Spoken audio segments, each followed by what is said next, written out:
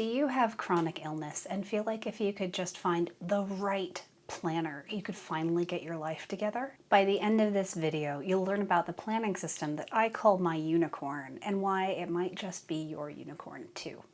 For the best advice on getting unstuck, being productive, and living your best life with chronic and mental illness, subscribe to my channel and hit the bell so you're notified when I post a video every Tuesday. So I have a coaching membership where I help people with chronic and mental illness get stuff done without overworking themselves. It's like a planner plus group life coaching and external accountability. And that's how I really love helping people move forward. But I understand that not everybody has access to that high level of coaching. So I wanted to talk today about how you can figure out what kind of planning system would work best for you, especially if you also have chronic illness and or mental illness like myself. So let's start out by talking about what I like to call the planner graveyard. I have been obsessed with planners since I was a child. I had my first paper planner in like first or second grade. It was like a padded plastic mini Trapper Keeper. Y'all remember those? And it had Snoopy on it. It was the best thing ever. And then I upgraded to like Franklin Covey because that's what my mom used. In recent years, however, I have been trying to find the system that works best for me. Among of the may they rest in peace planners that I have used in the past that I'm going to be talking about today is the Panda Planner. I'm also going to be talking about like classic bullet journaling in a blank dot grid notebook, and I use Dingbats notebooks, and I'll be talking about them a little bit. And then I'm also going to be talking about Passion Planner, of which I have used two kinds, this giant weekly version and this smaller daily version. So today I'm going to talk about all of these planners in the planner graveyard, give them a rating system, and then I'm going to share with you my unicorn.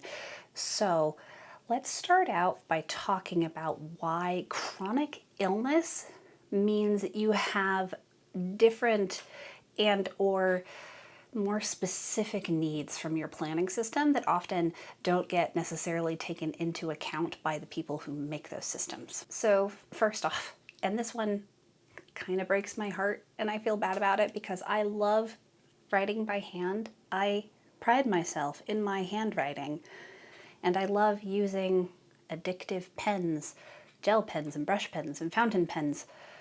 But long story short, using my hand to write hurts.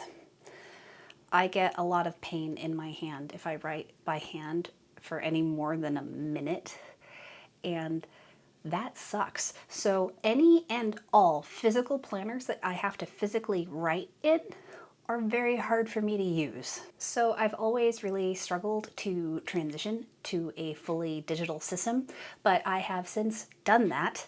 So stick around to the end of the video to hear about what I've transitioned to. Meanwhile, another issue that I encountered, and this is also part of the handwriting equals pain problem, is that to really have a planner that works for you, you have to use it and maintain it consistently. And a physical planner is going to make that harder if you have chronic illness and chronic pain because A, writing by hand hurts, and then also it's a physical thing that you have to have with you all the time. So like the Panda Planner, this is an older version. I think I had it in and used it in 2017, and I know they have newer versions now, but this could fit in a medium-sized purse, so I could take it with me. This Dingbats notebook is larger in width, so it was harder to fit in a purse. And then this monster, while I liked it because there was lots of space to write in, so it was more comfortable to rest my hand on and write in without having to cramp my handwriting. This isn't portable by any means of the word. So portability is important. Now, as we go through these old planners, I have different criteria that I'm gonna grade them on and talk to you about. So let's first talk about what those criteria are and why I feel like they're important in meeting my needs. So the first one, and this is probably obvious because this is what the whole video is about, is it chronic pain, chronic illness, spoon friendly? The next one is it motivating? Is the planner and the system in the planner itself something that is inherently motivating to help me want to and actually use and maintain it consistently? And then there's, is it customizable? Because every person with chronic illness or mental illness has a very unique set of needs, and having to fit those into a planner that is already fully structured for you can be inhibiting. Like, you can't track the things that you need to track, or it's forcing you to track things you don't care about or that won't actually help you. So it needs to be customizable, especially if you have chronic illness. You usually want to have a symptom tracker, and most planners don't come with a symptom tracker. They might come with like an empty little space that you could put a symptom tracker in, like the Passion Planner, but most don't actually include a symptom tracker. Then there's quality. How high quality is the product itself? And lastly, cost. Is it a cost-effective planning system? So let's go through each metric and compare these old planners that I've used. So let's start by comparing them on the chronic illness friendly scale. First, we have the Panda Planner. I gave the Panda Planner a rating of 4 out of 5 because it is 100% structured. I didn't have to customize it in any way to necessarily use it. That being said, it didn't meet all my needs. There wasn't an easy way for me to track my symptoms, for instance. But I did really appreciate how I didn't have to put in any extra time and effort to use it beyond just writing in it by hand every day and making sure I use it every day. But I gave it a 4 because it wasn't customizable enough to meet my needs. Now let's talk about the bullet journal.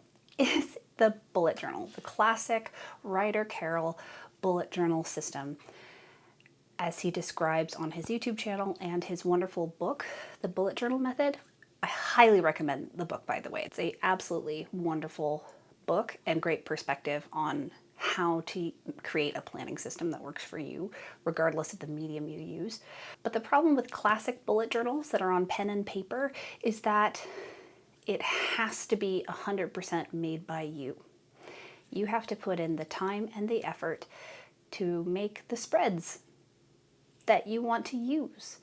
And you have to write everything in by hand. And if you need to migrate stuff, you have to write it by hand again.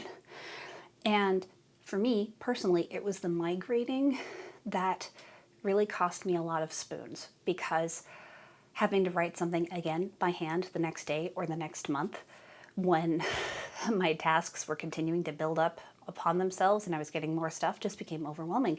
I had to spend way too much time writing by hand to maintain a bullet journal, time that I don't necessarily have to spend or would prefer to be spending on other things, like the actual work that the bullet journal is helping me organize, for instance.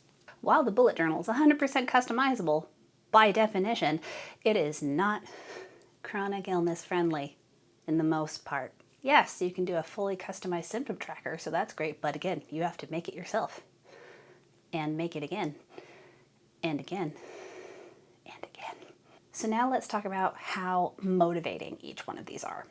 And let's start with the Panda Planner. Panda Planner, I actually give a score of 5 in motivation because it really is designed around motivational life coaching in its format to help you really get your priorities set, accomplish them, and then reflect consistently so you are constantly growing as you use the planner.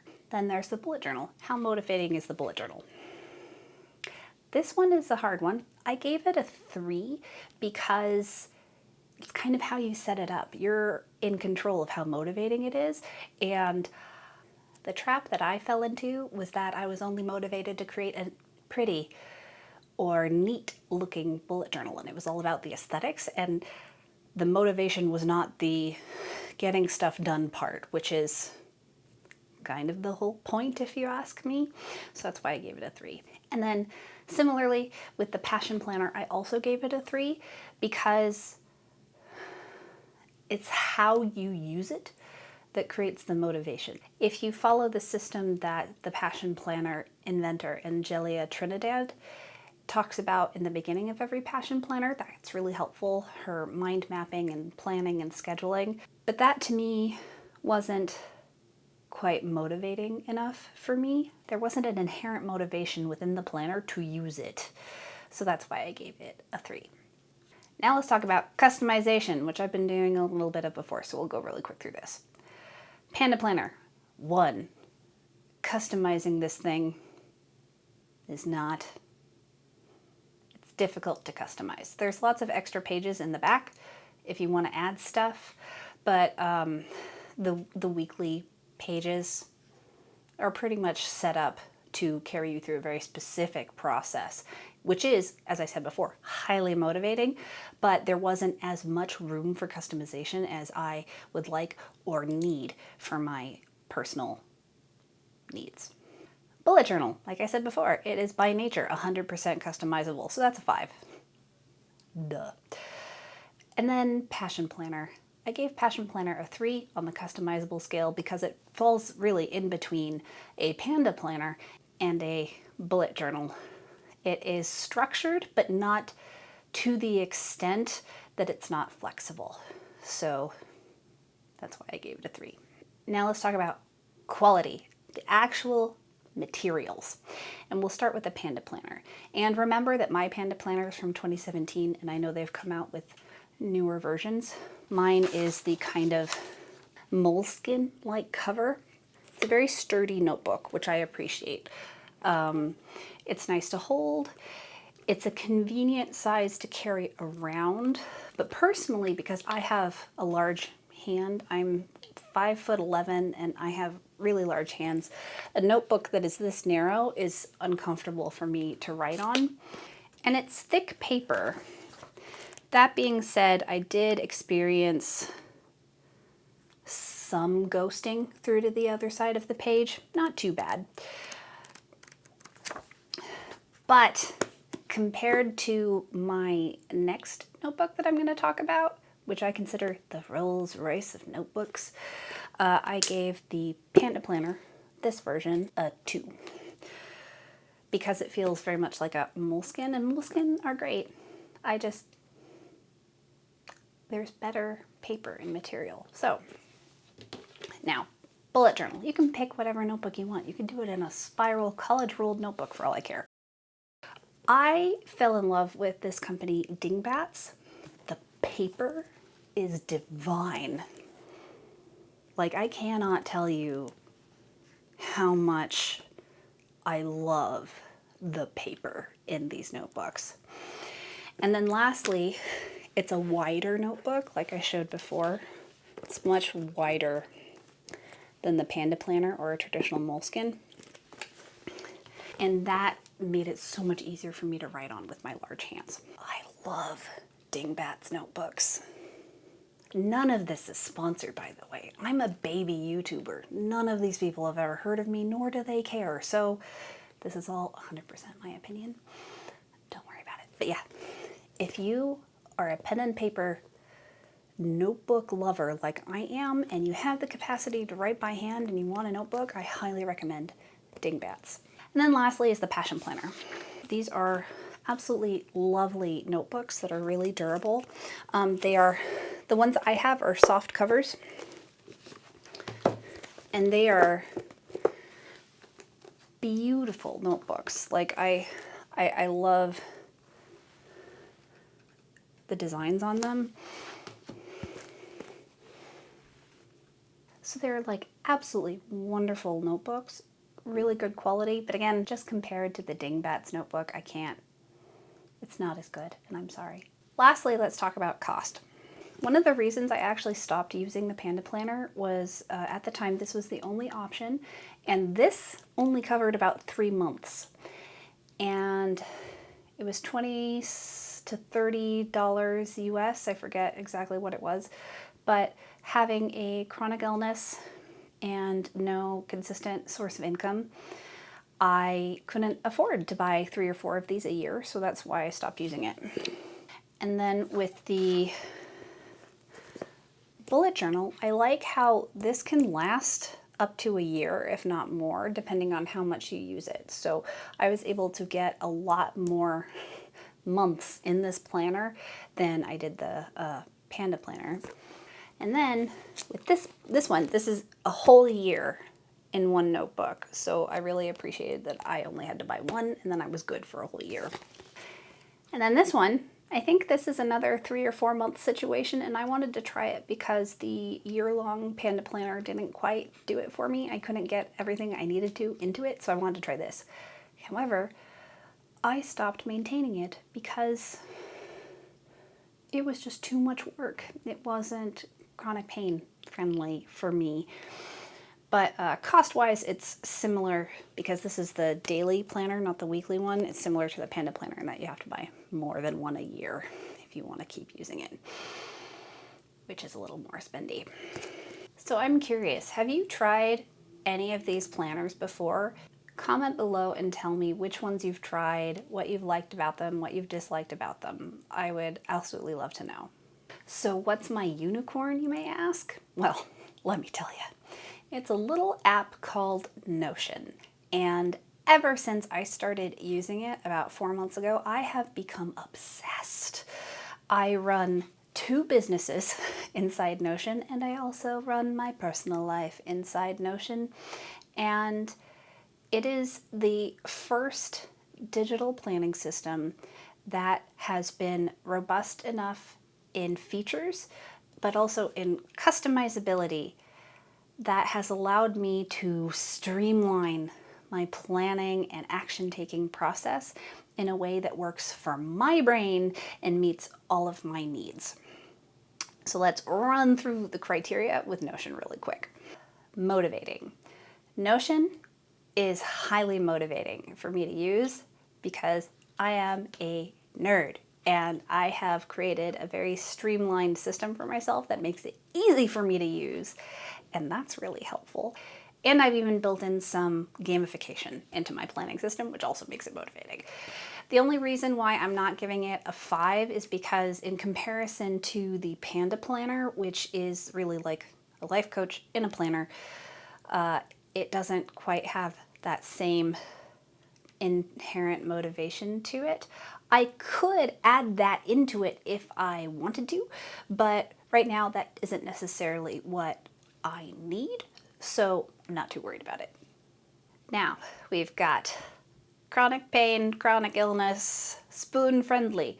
Notion is very spoony friendly because I can use it on my desktop, on my laptop, on my phone. It's with me everywhere. The only thing that can be annoying is when I want to type something in depth on my phone. I still hate doing this. So that's why I gave it a 4 out of 5. It's imperfect. But until I can just think and the computer can record my thoughts, nothing's gonna be perfect. Now let's talk customizable. Just like a original bullet journal, like a blank dot grid notebook, Notion is 100% customizable. And I realize that's one of the reasons that some people are like hesitant to start using it because it can feel overwhelming and daunting. But in next week's video, I'm going to teach you the basics to get you over that hurdle because it is a hurdle worth getting over because Notion is wonderful. Now we're on to cost. Notion's free version is so robust. It is phenomenal. I use the free version in 2 different workspaces, and then the only reason I have a paid version in my 3rd workspace is because I have a business partner and it costs money to have a shared workspace where both of you are administrators of that workspace. Totally worth it though. We love using Notion together. And lastly, let's talk about quality. Notion is so nerdy. I often say it's as if Evernote and Airtable had a baby that was better than both. Basically, the only thing so far that Notion can't do that I wish it could is creating forms so that way other people could fill out a form and that information would get spit into a database. Airtable does that, and I use Airtable for that in my business. I just wish Notion could do that. But I assume it will in the future. They're continually making it better every day. It's wonderful. And actually soon there's going to be an API where if you're using a paid version, you can connect Notion to other web apps like Todoist or use Zapier to have if this then that workflows. And yeah, it's nerdy. So a few other reasons why I love Notion is A, I don't have to write by hand. That is wonderful. Also, what's really cool is I can relate information to each other. If I want to talk about a project in my business with my business partner that's over here in this workspace, but I'm over here in my private workspace, I can connect those two things. And it's magical. And it allows me to have this almost mind map of all of my information, but instead of it being like an actual visual mind map that holds everything, it's a database where everything is interrelated. And I can quickly get to those relations because of links and backlinks. And then lastly, there are set it and forget it templates. You can make custom templates that you can use again and again inside Notion. This is how I have my daily bullet journal set up in templates. So let's head on over to my Notion workspace and I'll give you a tour of my bullet journal inside Notion. Welcome inside my bullet journal inside the Notion app. I'm going to give you a quick tour of my daily view, my weekly view, and my monthly view. So let's go ahead and get started. One of the things I really like about Notion is that you can customize the icon and the cover photo of every page. So today I decided to make it a unicorn for this example, and then just hills for the unicorn to run amongst. Yay. So this is my daily view. I title each daily page very simply with the day of the week and then the date. And then I actually associate that with a date on the calendar, which makes it easy to search later. And then I also have a week database, which we'll get into more, but I have attached this daily page to this week. So if we were to look at this week, you can see that every single day inside this week is attached. So this is part of that, things relating to each other, like I mentioned earlier. And then we get into the more databasey part of my daily planner. So I have a checkbox for my morning review. Those of you who are familiar with the bullet journaling process, the morning review is really important. And then I just check that off when I get that done. And then I have where I can write my priorities. So I write my priority for the day.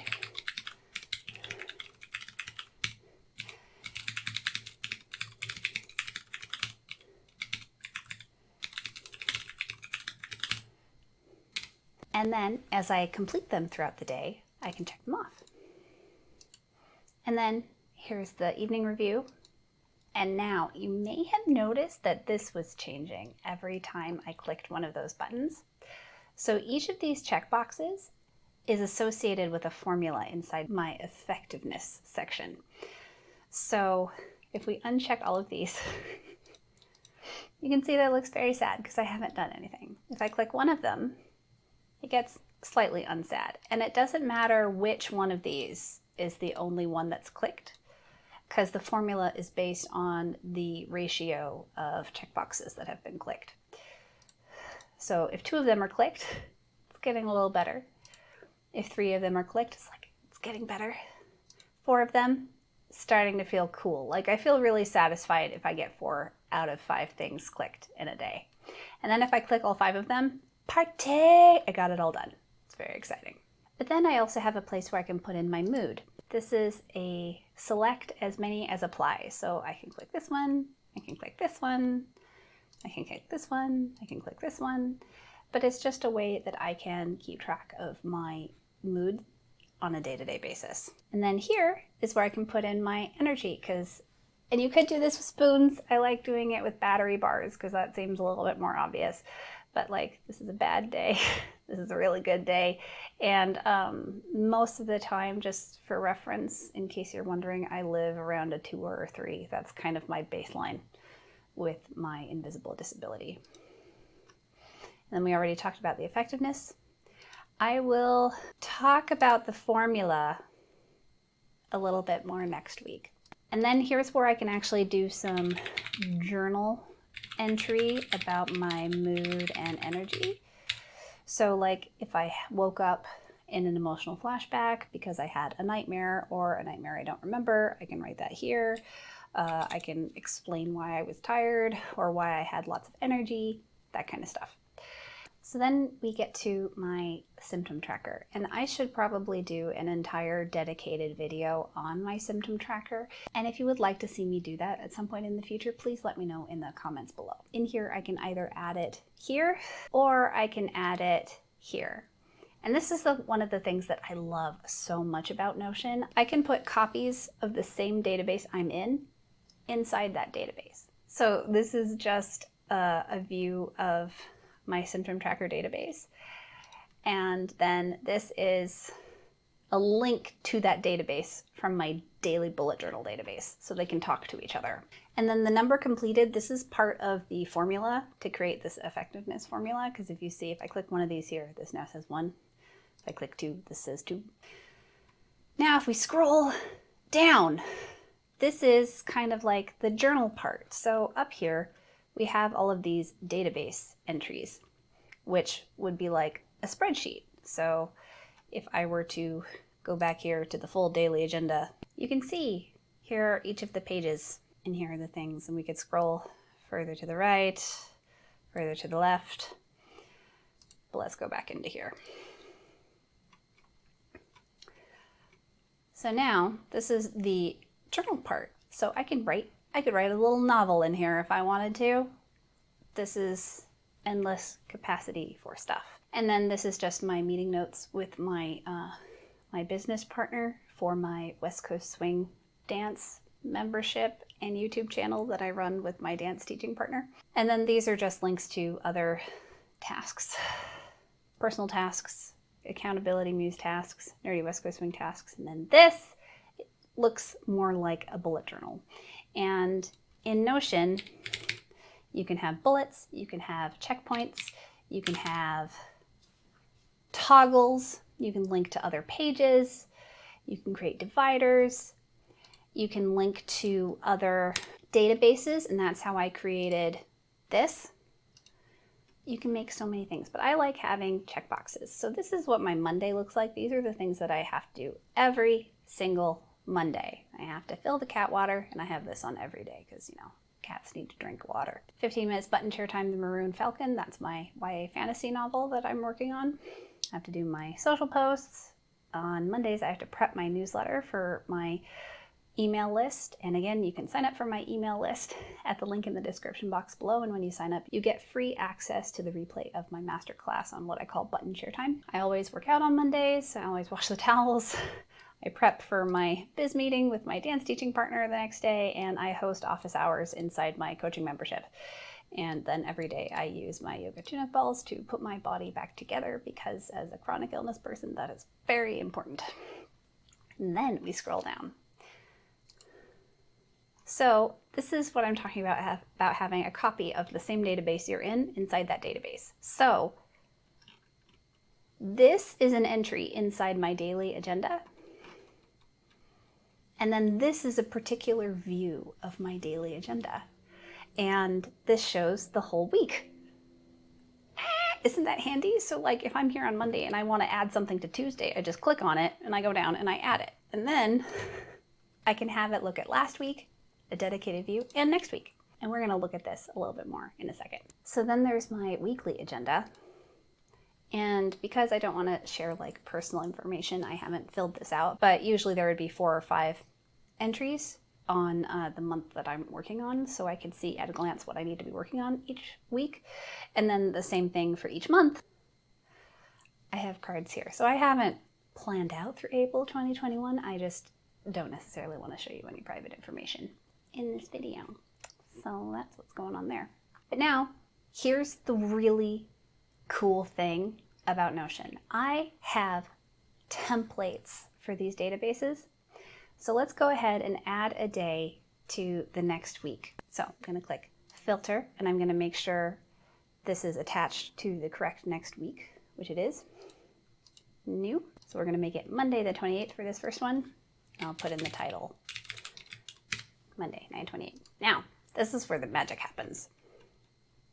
These are all of my templates. And this way I can have separate recurring tasks on different days. So for instance, I work out every Monday, but I don't work out every Tuesday. I need to rest.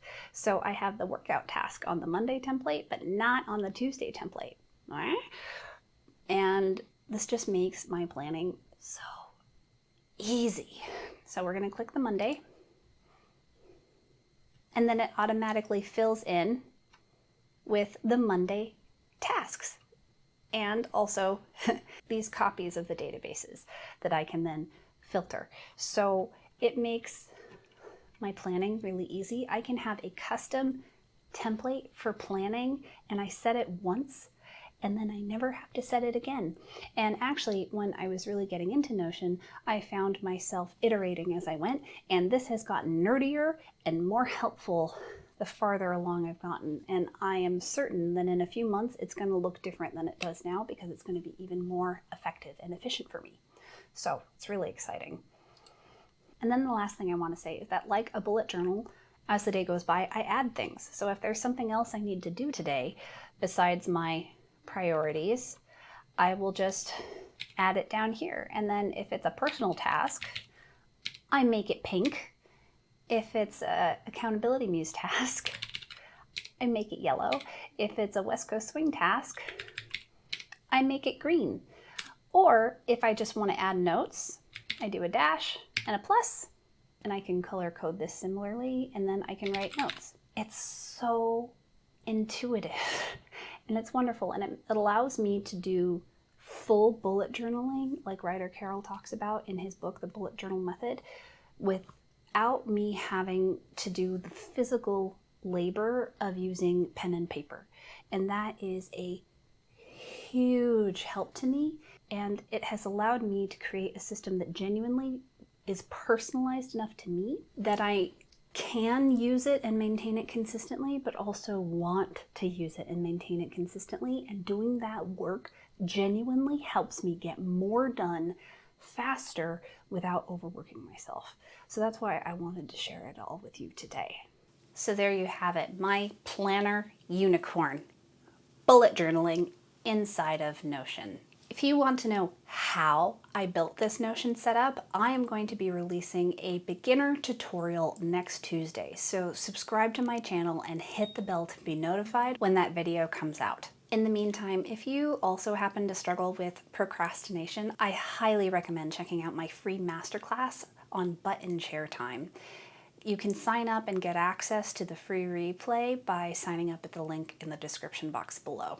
If you liked this video, hit that like button and be sure to share it with your friends.